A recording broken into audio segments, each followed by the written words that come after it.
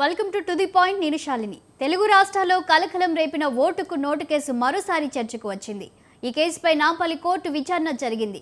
అయితే నేటి విచారణ నుంచి తనకు మినహాయింపు ఇవ్వాలని సీఎం రేవంత్ రెడ్డి చేసిన అభ్యర్థనను కోర్టు పరిగణలోకి తీసుకుంది. సీఎం రేవంత్ రెడ్డితో పాటు ఈ కేసులో నిందితులైన సెబాస్టియన్, ఉదయ్ సింహ, వేం కృష్ణ కీర్తన్లకు మినహాయింపు ఇచ్చింది. ఇలా ఈ కేసు నుంచి ఇప్పటికే పలువురికి మినహాయింపు లభించింది.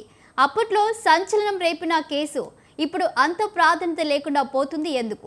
ఇక దీనిపై విశ్లేషణ అందించడానికి విశ్లేషకులు డి శివరామరెడ్డి గారు ఉన్నారు. వారి ఒపీనియన్ తీసుకుందాం. నమస్తే సార్, గుడ్ ఈవినింగ్. నమస్తే అండి సార్, ఓటుకు నోటు కేసు అనే ఈ అంశం అయితే గతంలో చాలా పెద్ద సంచలనం సృష్టించింది. అయితే ఇప్పుడు ఈరోజు ఈ కేసుకు సంబంధించి సీఎం రేవంత్ రెడ్డి పెట్టినటువంటి అభ్యర్థనను కోర్టు పరిగణలోకి తీసుకుంది. దీన్ని ఎలా చూడాలి సార్? అంటే ఒక రకంగా చెప్పాలంటే అండి, సీఎం రేవంత్ రెడ్డి గారికి ఒక గొప్ప రిలీఫ్ అన్నది చెప్పుకోవాల్సి ఉంటుందండి. ఎందుకంటే ఒక ముఖ్యమంత్రి స్థాయిలో ఉండి కోర్టు కేసులో విచారణ ఎదుర్కోవడానికి కోర్టుల చుట్టూ తిరగడం అనేది ఒక ముఖ్యమంత్రి స్థాయి అక్యూజ్లకు అది అంత తగినటువంటిది కాదు. అంటే అంత సౌకర్యంగా అనిపించదు అన్నమాట. ఇంకా రెండోది ఏంటంటే, ఆయన రాష్ట్ర ముఖ్యమంత్రిగా వారికి ఉన్నటువంటి సమయం చాలా తక్కువగా ఉంటుంది. ప్లస్ వారికి చేయవలసినటువంటి కార్యభారాలు ఎక్కువగా ఉంటాయి. కాబట్టి డెఫినెట్లీ కోర్టులు ఇలాంటి రిలీఫ్ ను ఇవ్వడం అదే కొత్తవి కాదు. గతంలో కూడా చాలా మంది హై ప్రొఫైల్ రాజకీయ నాయకులకు కానివ్వండి, లేకపోతే మంత్రుల స్థానంలో ఉన్న వారికి కానీ మనం ఇలాంటి రిలీఫ్ కోర్టులు ఇవ్వడం చూసాం. ఇప్పుడు మనకు పొరుగు రాష్ట్రమైన ఆంధ్రప్రదేశ్ లో జగన్మోహన్ రెడ్డి గారు కోర్టు కట్టినట్టు కాకుండా కూడాను వారు ఇదే రకమైనటువంటి రిలీఫ్ వాళ్ళు పొందారు. సో డెఫినెట్ గా ఈ రోజు ఏదైతే కోర్టు విచారణకు రావాల్సినటువంటి అవసరం, ముఖ్యమంత్రి గారు స్వయాన కోర్టుకు రావాల్సిన అవసరం లేదు అన్నటువంటి ఏదైతే ఉందో, అది డెఫినెట్ గా ముఖ్యమంత్రి రేవంత్ రెడ్డి గారికి గొప్ప రిలీఫ్ అని చెప్పాలి. రెండోది కూడా చూస్తే యాక్చువల్గా ఈ ఓటు కేసు అదే క్యాష్ ఫర్ ఓట్ స్కామ్ అన్నది ఇది దాదాపు ఆల్మోస్ట్ 10 ఏళ్ళు దాటిపోయిందండి. ఇప్పుడు మనం 11 సంవత్సరాలు ఉంటున్నాం. సో దాదాపు 10 ఇయర్స్ నుంచి ఈ కేసు కొనసాగుతూనే ఉంది. అంటే ఒక రకంగా దాన్ని మనం ఒకసారి రీక్యాప్ చేసుకుంటే యాక్చువల్గా ఈ 2015 సంవత్సరంలో అనుకుంటాను, అప్పుడు తెలుగుదేశం పార్టీకి చెందినటువంటి వేం నరేందర్ రెడ్డి గారి అభ్యర్థిత్వాన్ని బలపరచాలి, లేకపోతే ఆయన ఓటు కావాలన్న విషయంలో రేవంత్ రెడ్డి గారు అప్పుడు సెబాస్టియన్ అన్నటువంటి ఒక నామినేటెడ్ ఎమ్మెల్సీ దగ్గరికి వెళ్ళేసి ఏదో వారిని ప్రలోభ పెట్టే కార్యక్రమాలు చేశారని చెప్పేసి అప్పుడు ఏసీబీ వాళ్ళు కేసు బుక్ చేయడం ఇవన్నీ కూడా మనం చూసాం. ఇవన్నీ కూడాను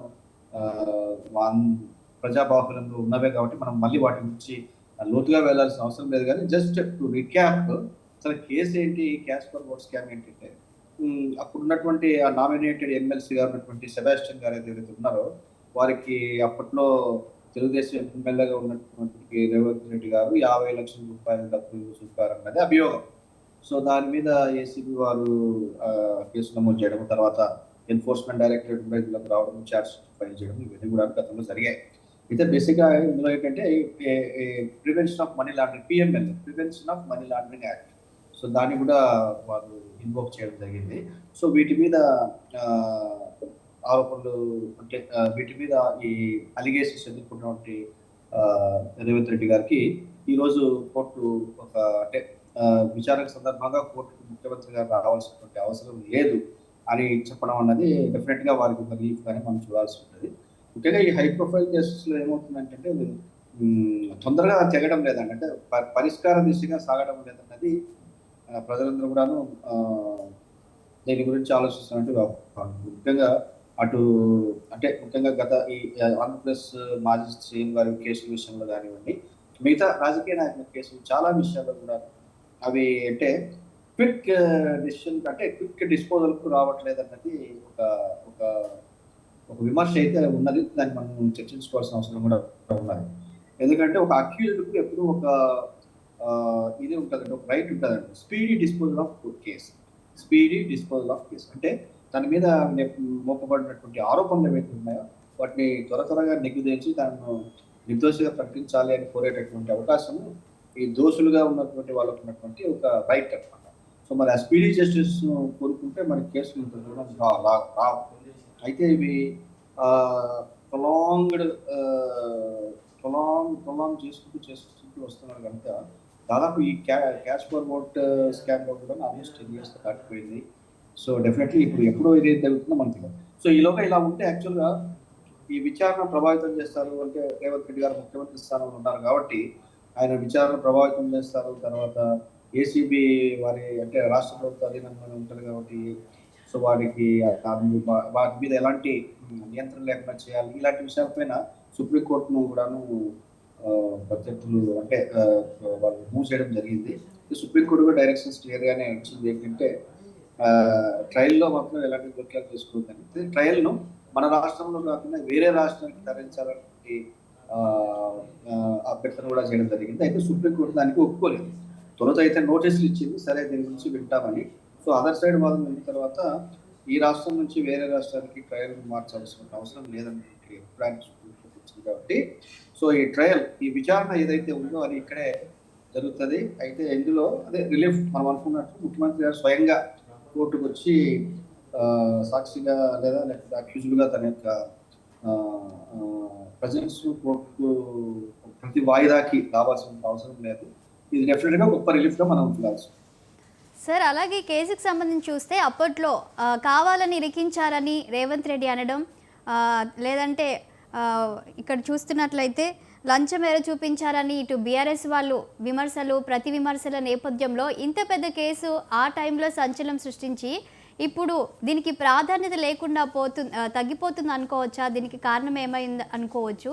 అండ్ ఇంకోటి ఏంటంటే ప్రముఖులపై ఇలాంటి కేసులు మరి కేసు పెట్టినప్పుడు ప్రముఖులపై ఇవి సంవత్సరాలు సాగదీసి లాస్ట్కి నీరుగార్చే ప్రయత్నం జరుగుతుంది అనుకోవచ్చా? అవి అలాంటి ఊహాజనితమైనటువంటి విషయాల మీద మనం వెళ్ళలేమండి. అయితే ఒకటి కేసు ఏది కూడా కేసు ఈజ్ ఏ కేసు. ఇందులో పెద్ద కేసు చిన్న కేసు ఉంటారు. సరే ఒకటి ఇందులో ఏమిటంటే యాక్చువల్గా ఒక వ్యక్తి యొక్క రైట్ ను కొనేదానికి ప్రయత్నం చేశారన్నది అందులో ఉన్నటువంటి ప్రధానమైనటువంటి ఆరోపణ. అంటే ఒక వ్యక్తికి మామూలుగా ఈ ఎన్నికలకు సంబంధించి మామూలుగా రిప్రజెంటేషన్ ఆఫ్ పీపుల్స్ యాక్ట్ 1951 ప్రకారము ఈ బ్రైబ్ చేయడం కానివ్వండి లేదా ఎర వేయడం కానీ వేసి తద్వారా ఓట్లు సంపాదించుకోవడం ఉన్నది అది నేరం, చట్టరీత్యా నేరం. సో ఎవరైనా సరే అలాంటి దిశగా ప్రయత్నం చేసినప్పుడు డెఫినెట్గా ప్రాథమిక ఆధారాలు అదే ప్రైమా ఫాసే అందులో ఉన్నప్పుడు డెఫినెట్గా వారి మీద కేసును నమోదు చేయడం జరుగుతుంది. సరే కేసు ఒకసారి ఈ యొక్క లీగల్ ప్రొసీడింగ్స్ ఎప్పుడైతే స్టార్ట్ అవుతాయో డెఫినెట్గా అవి వాళ్ళ లాజికల్ కంక్లూజన్ అయినట్టు వస్తుంది. అంటే మీరు అందులో అనుకోవచ్చు అంటే తొందరగా కావాలి లేదా ఇమీడియట్గా కావాలని. అలా కాకుండా కోర్టు ప్రాసెస్ ప్రకారం డెఫినెట్గా ఒకసారి ఎఫ్ఐఆర్ నమోదు అయిన తర్వాత ఎఫ్ఐఆర్లో ఉన్నటువంటి ఆరోపణలు ఏవైతే ఉన్నాయో ఆరోపణల మీద ఒక ఛార్జ్ షీట్ వేసేందుకు ఒక ఇన్వెస్టిగేటివ్ ఆఫీసర్ను వాళ్ళు నియమిస్తారు. ఇన్వెస్టిగేటివ్ ఆఫీసర్ గారు అన్ని అంశాలను కూలంకషంగా పరిశీలించి దీనికి సంబంధం ఉన్న ప్రతి వ్యక్తి చేత వాళ్ళు వాంగ్మూలాలు తీసుకొని ఛార్జ్ షీట్ వేయడం జరుగుతుంది. ఛార్జెస్ అంటే ఆరోపణలు. సో మీ మీద ఈ ఆరోపణలు ఉన్నాయి, ఈ ఆరోపణలను మీరు ఆరోపణలు నిజం కావని చెప్పేసి ఆ అక్యూజ్డ్ తన యొక్క నిర్దోషిత్వాన్ని కోర్టు ముందు కోర్టు ముందు ఆయన దాన్ని ప్రదర్శించాల్సి ఉంటుంది అనమాట. అంటే బియాండ్ రీజనబుల్ డౌట్ అంటే ఒక అక్యూజ్డ్ డౌట్ అన్నది లేకుండా బియాండ్ రీజనబుల్ డౌట్ వరకు తన యొక్క ప్రమేయం అందులో లేదు అన్న విషయాన్ని కోర్టు వారికి సాటిస్ఫై చేయగలిగితే వారిని అందులోంచి నిర్దోషిగా ప్రకటించే అవకాశం ఉంటుంది. లేదంటే ఈ ఎఫ్ఐఆర్లో ఉన్నటువంటి నేరారోపణలు ఏమైనా ఛార్జ్ షీట్లో ఉన్నటువంటి ఛార్జెస్ మీద కానివ్వండి డెఫినెట్గా అందులో ఈ క్రిమినల్ యాంగిల్ అనేది వాళ్ళకి కనిపించేసి డెఫినెట్గా అక్యూజ్డ్ అందులో ఇన్వాల్వ్ అయినాడు అన్నటువంటి విషయాలకు సంబంధించినటువంటి సాక్ష్యాధారాలు ఎక్కువగా ఉన్నప్పుడు కేసు ఖచ్చితంగా నిలబడుతుందండి. అయితే ఈ బ్రైబరీ కేసుల్లో కానివ్వండి లేకపోతే ఇట్లా ఎర్రజూపిన కేసుల్లో కానీ ముఖ్యంగా సాక్ష్యాల మీద ఆధారపడుతుంది, ఎవిడెన్స్ మీద ఆధారపడుతుంది. అంటే ఎవిడెన్స్ ఎలాంటి ఎవిడెన్స్ వీళ్ళు అంటే ఈ పోలీస్ అంటే ఇన్వెస్టిగేటింగ్ ఆఫీసర్ కానీ వీళ్ళు ఎలాంటి ఎవిడెన్స్ని వాళ్ళు కలెక్ట్ చేయగలిగారు, ఎలాంటి ఎవిడెన్స్ కోర్టును ఉంచగలిగారు, ఆ evidence can it prove beyond reasonable doubt the guilt of the accused అన్నది చూడాల్సింది. సో మనం చూడాలి యాక్చువల్గా ఇప్పుడు ట్రయల్ స్టార్ట్ అయింది కాబట్టి ఈ ఎవిడెన్స్ ఇవన్నీ కూడా వస్తాయి కాబట్టి డెఫినెట్గా మనకు ఈ ట్రయల్ జరిగే క్రమంలో ఈ పద్ధతిలో మనకు కేసు మరి నిజమైన కేసా లేకపోతే వెండెట్టా కేసా అంటే పొలిటికల్గా టు సెటిల్ స్కోర్స్ పొలిటికల్లీ ఏమన్నా కావాలని పెట్టిన కేసా ఇలాంటివన్నీ కూడా డెఫినెట్గా ఈ సాక్ష్యాధారాల మీద ఆధారపడి ఉంటాయి. సో దాదాపు ఇందులో ఇంకా 45 మంది కూడా ఇంకా అక్యూజ్ ఉన్నారు కదండి. జెరూసలేం మత్తయి అన్నవారు కానివ్వండి, లేకపోతే సెబాస్టియన్, నాట్ సెబాస్టియన్, ఇద్దరు ముగ్గురు ఇంకా వేరే వాళ్ళు కూడా ఉన్నారు ఇందులో. Yes sir. సో వారి ఉమ్. సో వాటిని కూడా విచారిస్తారు కాబట్టి డెఫినెట్ గా అందులో కంక్లూజివ్ ప్రూఫ్స్ దొరికితే మాత్రం తప్పకుండా శిక్ష అనేది పడుతుంది. బట్ మనం చూడాలన్నమాట కోర్టు ఏ విధంగా ఈ సాక్ష్యాధారాలను బేస్ చేసుకొని వాటి మీద సాటిస్ఫై అవుతుందా కాదని. అయితే ప్రస్తుతానికి మాత్రము 10 ఏళ్ల నుంచి సాగుతున్నటువంటి ఈ కేసులో ముఖ్యమంత్రి రేవంత్ రెడ్డి గారు అప్పుడు అక్యూజ్డ్ గా ఉన్న ఆయన కాబట్టి, సో ఇప్పుడు ఈయన ముఖ్యమంత్రి హోదాలో ఉన్నారు కాబట్టి కోర్టులో ఈయన యొక్క అటెండెన్స్ అవసరం లేదన్నటువంటి రిలీఫ్ అయితే కోర్టు అయితే ఇచ్చింది. ఈ రోజు వరకు అయితే మాత్రం ముఖ్యమంత్రి గారికి అది గొప్ప రిలీఫ్ అండి. తప్పకుండా చెప్పాల్సిన విషయం. ఓకే, మరొక అంశాన్ని చూద్దాం సార్. మాజీ మంత్రి కేటీఆర్కు ఫార్ములా ఈ రేసు నిర్వహణ కేసులో అవినీతి నిరోధక శాఖ మరోసారి నోటీసులు జారీ చేసింది. ఈ నెల 16న ఉదయం 10 గంటలకు తమ ఎదుట విచారణకు రావాలని జారీ చేసిన నోటీసులు ఏసీబీ అధికారులు పేర్కొన్నారు. గతంలో మే నెల 28న విచారణకు రావాలని నోటీసులు పంపింది.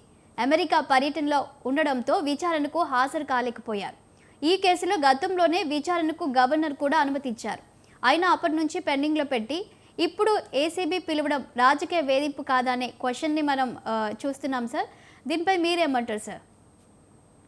అంటే బేసిక్గా అంటే ఇప్పుడు ఆల్రెడీ ఫస్ట్ టైం అయితే కాదండి. ఇప్పుడు కేటీఆర్ గారు ఏసీబీ అధికారుల ముందు విచారణ ఎదుర్కోవడం ఫస్ట్ టైం కదా. ఆల్రెడీ ఒకసారి ఆయన రిలీజ్ వచ్చారు కూడా. మీకు గుర్తుండే ఉంటుంది, ఈ ఫార్ములా ఈ రేస్ సంబంధించినటువంటి ఈ అంశంలో అప్పుడు మున్సిపల్ శాఖ మంత్రిగా చేసినటువంటి కేటీఆర్ గారు తన యొక్క అధికారాలని వినియోగించి 45 crores అంటే 55 crores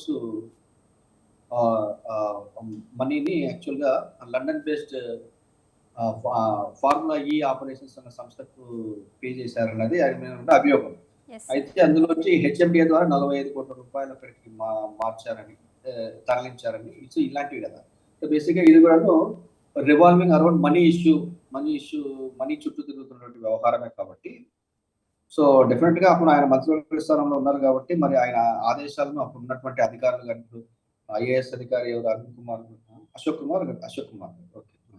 సో అప్పుడు ఉన్నటువంటి ఐఏఎస్ అధికారి కానీ వీళ్ళందరి ప్రమేయాలు ఉన్నట్లు ఎఫ్ఐఆర్ లో వాళ్ళు రాయడం జరిగింది కాబట్టి, సో డెఫినెట్ గా దీని గురించి వాళ్ళు అధికారులు పిలిచినప్పుడు తప్పకుండా వెళ్ళేసి అక్కడ వారు అనేటువంటి ప్రశ్నలు సమాధానం చెప్పాల్సిన అవసరం ఎంతైనా ఉంటుంది. అంటే గతంలో ఒకసారి కేటీఆర్ కూడా వెళ్ళారు. తర్వాత అప్పుడు మీకు గుర్తుండే ఉంటుంది, కేటీఆర్ గారు తనతో పాటు తన న్యాయవాదిని కూడా తన వెంట తీసుకెళ్లాలని చెప్పేసి అప్పుడు వారు ఒక అభ్యర్థిని పెట్టిన విషయం శాలిని గారు మీరు గమనించే ఉంటారు దాన్ని.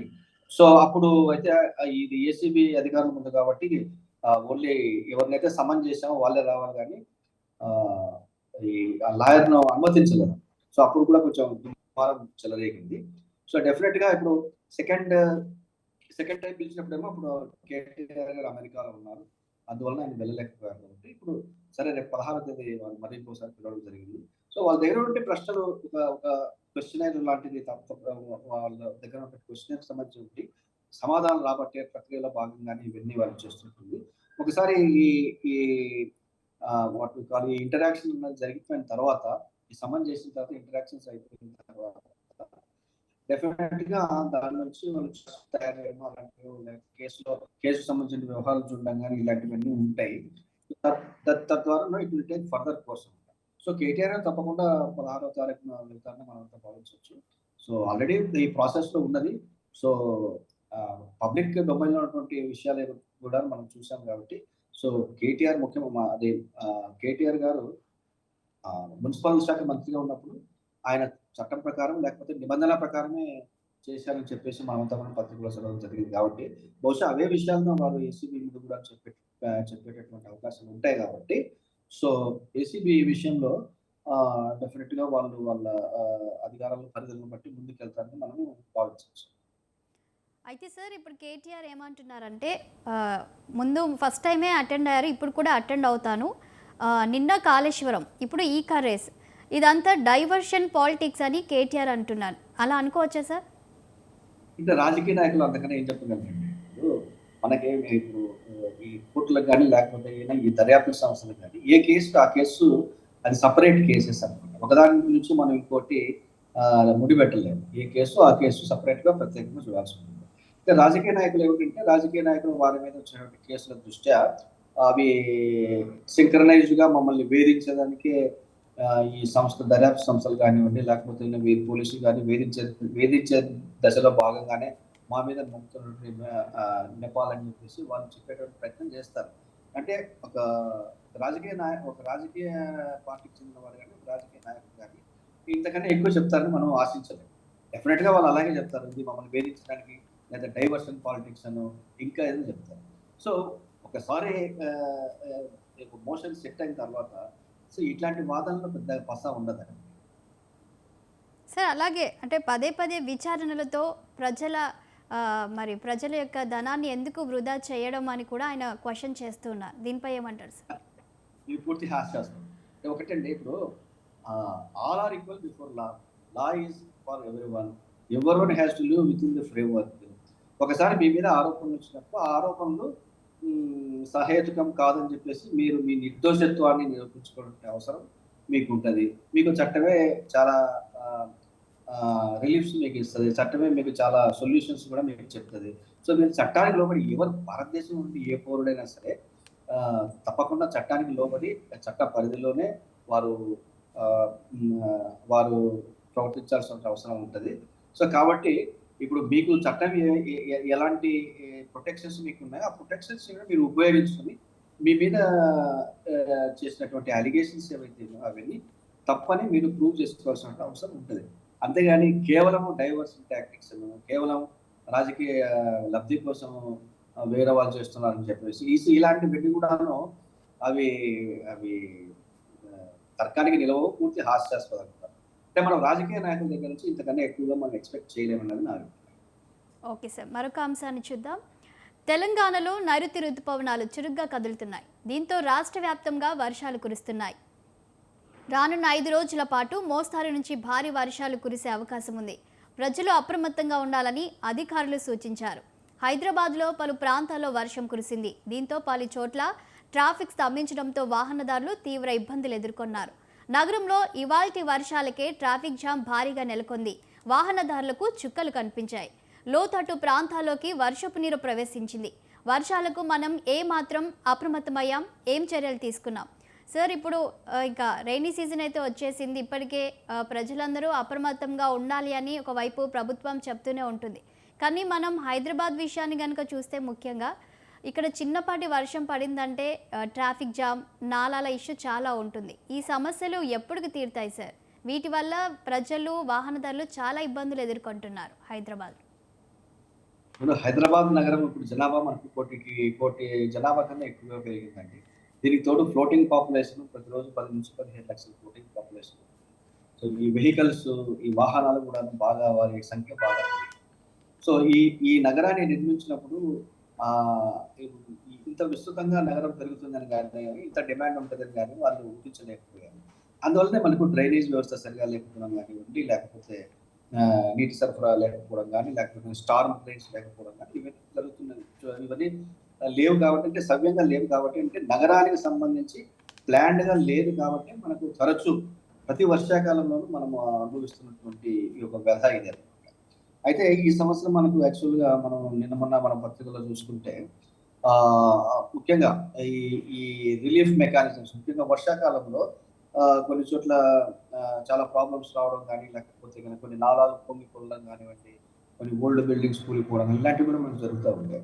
సో అందుకే ఈ సంవత్సరం ఏం చేశారంటే ఈ జిహెచ్ఎంసీ నుంచి ఈ రిలీఫ్, ఎమర్జెన్సీ రిలీఫ్ అన్న దాన్ని తీసుకొచ్చేసి హైడ్రాలో కలిపారు. ఇప్పుడు హైడ్రా రంగనాథ్ గారి అధ్వర్యంలో జరుగుతుంది హైడ్రా. సో హైడ్రాలో కలిపారు. సో దానివల్ల ఏమిటంటే ఇప్పుడు హైడ్రాకు పూర్తిగా ఈ వర్షాకాలం ఎలాంటి సమస్యలు ఎదురైనా సరే వారు కూడా జిహెచ్ఎంసీ యంత్రాంగాన్ని వాళ్ళు తీసుకొని ఎక్కడైతే సమస్యలు ఉంటాయో ఆ సమస్యల దగ్గర హైడ్రా బృందమే వెళ్ళేసి వాటిని పరిష్కరించేందుకు అనుకూలంగా ఈ మధ్య మొన్న మనకు కొన్ని ఆర్డర్స్ రావడం మనం పత్రికల్లో చదివాం. సో కాబట్టి డెఫినెట్ గా ఇప్పుడు ఎలాంటి ఎమర్జెన్సీ సిచ్యువేషన్స్ ఎదురైనప్పుడు హైడ్రా మరి పూర్తిగా సన్నద్ధతో ఉందని మనం అనుకోవాలి.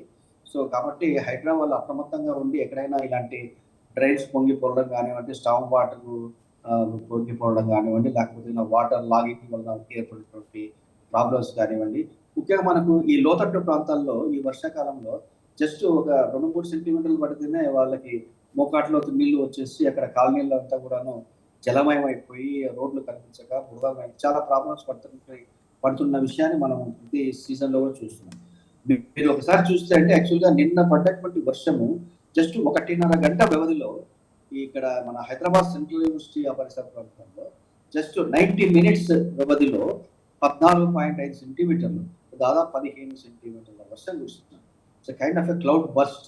అంటే అంత ఉధృతితో మనం వర్షం పడడం అనేది మన ముఖ్యంగా నగర పరిసరాల్లో నగర పరిధిలో మనం చూసినటువంటి దాఖలాలు గతంలో లేవు. సో ఇలా చూసుకుంటూ పోతే ఒకవైపు ఏంటంటే క్లైమేట్ చేంజ్ బాగా అవుతుంది.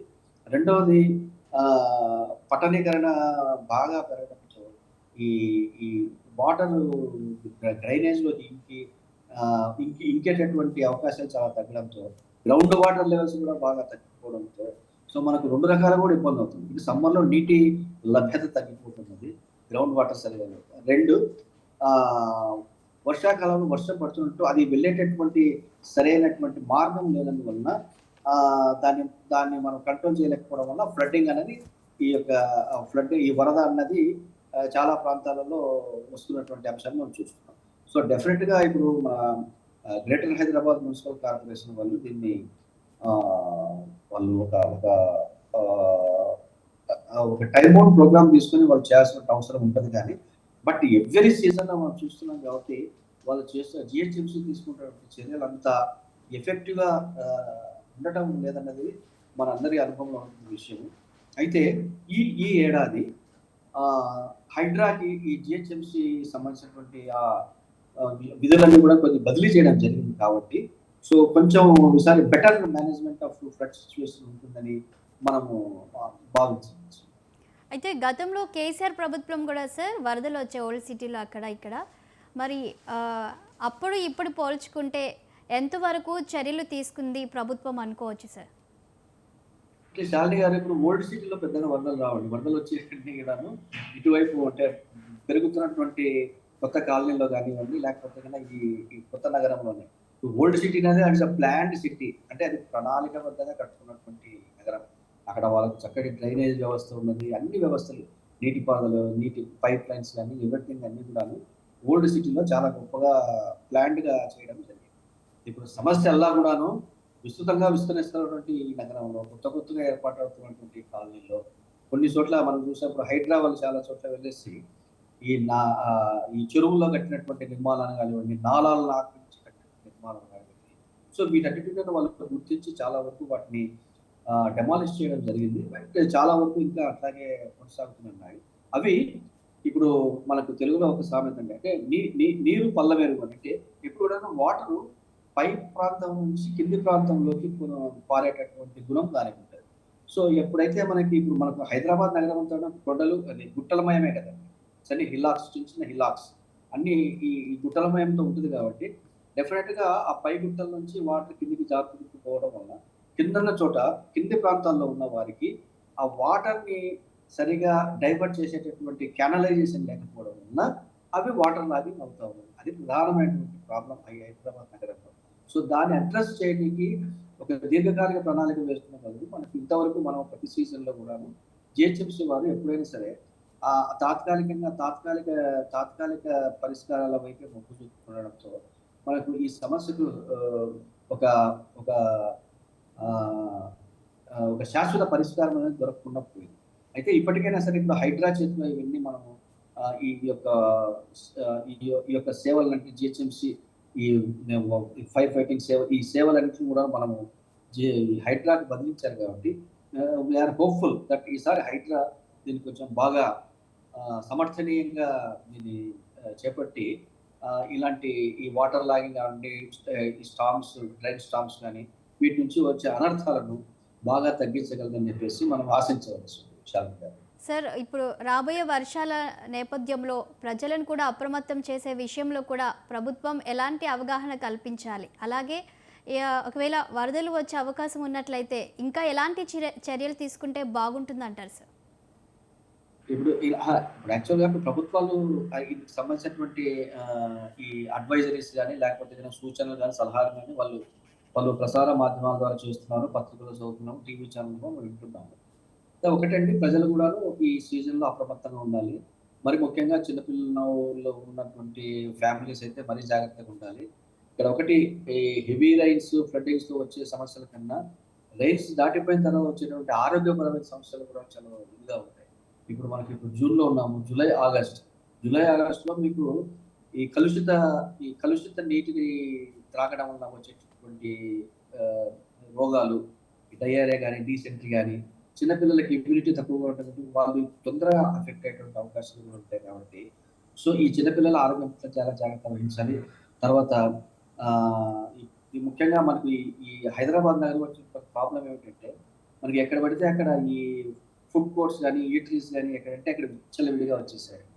అవి ముఖ్యంగా ఈ వర్షాకాలంలో పౌరులు వాటి వైపు చూడకుండా ఇంట్లోనే స్వచ్ఛంగా తయారు చేసినటువంటి ఆహార పదార్థాలను వాళ్ళు సేవించడంతో పాటు ఈ నీటిని వేడి చేసుకొని తాగడం, ఇట్లాంటి ఆరోగ్యపరమైనటువంటి ప్రివెంటివ్ స్టెప్స్ ఏవైతే ఉన్నాయో ఆ ప్రివెంటివ్ స్టెప్స్ అన్ని తీసుకొని వారు ఈ యొక్క వర్షాకాలము విసిరేటటువంటి సవాళ్ళను ఎదుర్కొనేందుకు సిద్ధపడి ఉండాల్సినటువంటి అవసరం ఎంతైనా ఉంది. సో డెఫినెట్‌గా ప్రభుత్వ పరంగా అంటే వాళ్ళు ఎప్పటికప్పుడు మనకు సూచనలు ఇస్తున్నారు. వర్ష రాకడ గురించి చెప్తున్నారు. సో కాబట్టి ఆ ఇన్ఫర్మేషన్ గ్యాప్ అనేది లేదు. ఇన్ఫర్మేషన్ ఇప్పటికే మనకున్నది. ప్రసార మాధ్యమాలు బాగా పెరిగిపోయాయి. మనకు ఇంటర్నెట్ గానివ్వండి, లేకపోతే ఈ మొబైల్ ఫోన్స్ ద్వారా మనం తెలుసుకుంటున్నాం కాబట్టి సమాచార లోపం అయితే లేదు, కానీ ప్రజలే అప్రమత్తంగా ఉండాలి. ముఖ్యంగా ఈ ఎలక్ట్రిసిటీ స్విచెస్ దగ్గర కానివ్వండి, లేకపోతే ఈ మొబైల్ ఛార్జింగ్ విషయంలో కానీ, సో మరి ముఖ్యంగా ఇప్పుడు ఈ ఎలక్ట్రిక్ వాహనాలు మనం బాగా వాడుతున్నాం కాబట్టి ఎలక్ట్రిక్ వాహనాలు ఛార్జింగ్ విషయంలో కానీ, సో ఎక్కడైతే ఈ విద్యుత్ సంబంధించినటువంటి ఈ లింకేజెస్ ఉంటాయో అక్కడ పౌరులు కొంచెం జాగ్రత్తగా ఉండి కొంచెం అప్రమత్తంగా ఉంటే మనము ఎలాంటి ఇబ్బందులు పడకుండా బయటపడే అవకాశం ఉంది. సార్ ఇంకా చివరిగా మరొక ఏంటంటే హైదరాబాద్లో ఒక చిన్నపాటి వర్షం పడిందంటే చాలు సార్, మొత్తం ట్రాఫిక్ జామ్ అయిపోతుంది సార్. మరి దీనిపై ఏమంటారు సార్? అదేనండి, ఇప్పుడు యాక్చువల్‌గా ప్రణాళిక లోపం వలనే ఇది జరుగుతున్నదని చెప్పడము అదొక యాస్పెక్ట్. రెండవది, ఇప్పుడు మీరు చూడండి, ఒకవైపు ఏమో ముఖ్యంగా మన హైదరాబాద్‌లో ఎందుకు రోడ్ ట్రాఫిక్ ఇంత తీవ్రంగా తయారైందంటే, మనకు చూడండి ప్రతి ఏటా వేలాది కొత్త వాహనాలు వస్తున్నాయి. అవి ఉన్నటువంటి వాహనాలు ఎలాగో అవి ఉన్నాయి. తర్వాత కాలం తీరినటువంటి 15 ఇయర్స్ దాటినటువంటి ఈ డీజిల్ వెహికల్స్, ఈ పెట్రోల్ వెహికల్స్ ఏవైతే ఉన్నాయో అవి కూడా 15 ఇయర్స్ దాటిన తర్వాత కూడా యథేచ్ఛగా రోడ్డు మీద ఉంటే రోడ్డు డిజైన్, రోడ్డు మూవ్‌మెంట్, తర్వాత వెహికల్ పాపులేషన్, వీటి మధ్య ఉన్నటువంటి అసమతౌలత అంటే ఇంబాలెన్స్. ఆ ఇంబాలెన్స్ వల్లనే మనకు ఈ తరచూ ట్రాఫిక్ జామ్ జరుగుతాయి. మీరు ఆటోమొబైల్ మ్యానుఫ్యాక్చరింగ్స్ అడగండి, వాళ్ళు చెప్తారు కొత్త రోడ్ల కోసము, లేకపోతే విశాలమైన రోడ్ల కోసము 6 లేన్స్, 8 లేన్స్ కోసము, 8 లేన్స్ రహదారుల కోసం కేంద్ర ప్రభుత్వము బాగా డబ్బులు ఖర్చు చేస్తుంది కాబట్టి కేంద్ర ప్రభుత్వ విధానం ఉన్నది ఆటోమొబైల్స్ ఉత్పత్తిని పెంచాలని. అందుకే మేము పెంచుతున్నాము. సరే, దానికి తగ్గట్టు మనకు రోడ్లు విస్తారంగా అవుతున్నాయంటే మనకి ఇంప్లిమెంటేషన్‌లో అవి ట్రాన్స్లేట్ కావడం. సో కాబట్టి ఇది ఇది హైదరాబాద్ నగరానికే కాదు, మీరు ఈ ఈ ఎక్కడైతే 10 మిలియన్ పాపులేషన్ కన్నా ఎక్కువ నగరాలు ఎక్కడైతే ఉన్నాయో అక్కడ ప్రతి నగరంలో మనం చూస్తున్నటువంటి విషయం. మరి ముఖ్యంగా కలకత్తా లాంటి నగరాలకు వెళ్తే అక్కడ రోడ్స్ ఎప్పుడు నార్మల్‌గా అంటే ట్రాఫిక్ జామ్‌ని పక్కన పెడితే అక్కడ చెక్కా జామ్ అంటారు. చెక్కా జామ్ అంటే వాళ్ళు స్ట్రైక్ చేస్తారనమాట. ఎవరో ఒక ఆటో డ్రైవర్ కొట్టారు, లేకపోతే ఇంకో డ్రైవర్‌ని ఏదో దుర్భాష తెలిస్తే చాలు మొత్తం రోడ్డు మీదనే ఆపేస్తారు. సో అక్కడ అది ఇంకా చాలా అది తీవ్రవాదానికన్నా ఎక్కువైనటువంటి విషయం. అది మనం భరించలేం. సో రోడ్ ట్రాఫిక్ సజావుగా సాగాలి అంటే రోడ్ల రోడ్ల కెపాసిటీకి మించి వాహనాలు రోడ్ల మీదకి వస్తున్నాయి కాబట్టి ఇది ఎవరు దీన్ని నియంత్రించేటువంటి అవకాశం తెలియదు. ఒకటే, మరి మన రోడ్ ట్రాన్స్పోర్ట్ కార్పొరేషన్ వాళ్ళు ఇప్పటికైనా ఆ, వాళ్ళు యాక్చువల్గా ఇప్పటికైనా మించిపోయింది ఏం లేదు కానీ 15 సంవత్సరాలు మించినటువంటి వెహికల్స్ ఏవైతే ఉన్నామని కంపల్సరీగా రిటైర్ చేయించాలండి. టూ వీలర్స్ కానివ్వండి, ఆటో రిక్షాస్ కానివ్వండి, ఫోర్ వీలర్స్ కానివ్వండి, లారీస్ కానివ్వండి, ఏవైనా రైట్. సరే వాళ్ళు వాటిని రోడ్డు మీదకి రాకుండా చేయగలిగితే కొత్తలో కొంత మనము ఈ ట్రాఫిక్ సమస్యలను జటిలత్వాన్ని కొంచెం తగ్గించిన వాళ్ళం అవుతామని నేను అనుకుంటున్నాను. థ్యాంక్ యూ అండి శివరామరెడ్డి గారు, పలు అంశాలపై విశ్లేషణ అందించినందుకు thank you sir. Thank you. ఇది వాళ్ళ టు ది పాయింట్. చూస్తూనే ఉండండి స్వతంత్ర న్యూస్.